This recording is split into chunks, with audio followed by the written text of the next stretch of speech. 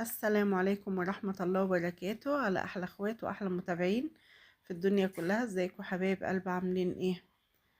جمعة مباركة عليكم وعلينا وعلى أمة المسلمين، بالصلاة على النبي عليها أفضل الصلاة والسلام.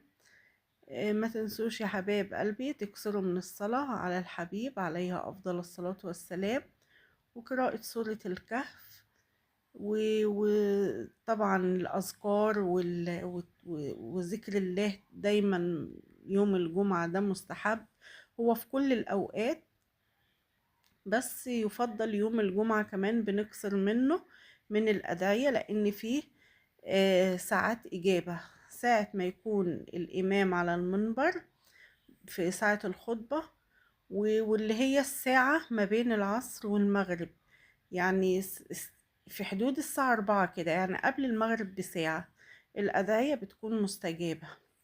ادعوا لأنفسكم وادعوا لأولادكم وللمسلمين والمسلمات، وربنا يصلح أحوال بلداننا العربية جميعا، وربنا يهدي ولادنا ويحببهم في الصلاة، ويبعد عنهم أصحاب السوء، ويا رب كده يكفيهم شر الحاجات الوحشة وشر المرض. واكسروا من الصلاة يا حبايبي على الرسول، لأن كل صلاة بنصليها على الرسول صلى الله عليه وسلم بعشر صلوات.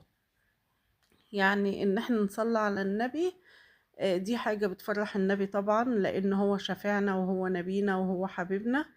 فيا حبايب قلبي اكسروا من الصلاة عليه عليها أفضل الصلاة والسلام.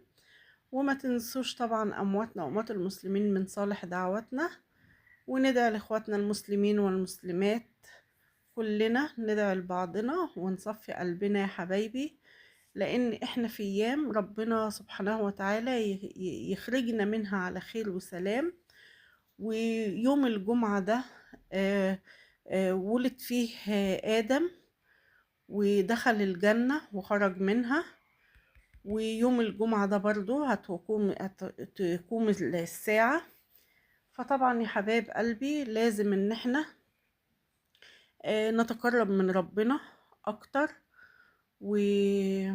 وندعي لبعضنا، لان احنا في ايام والله.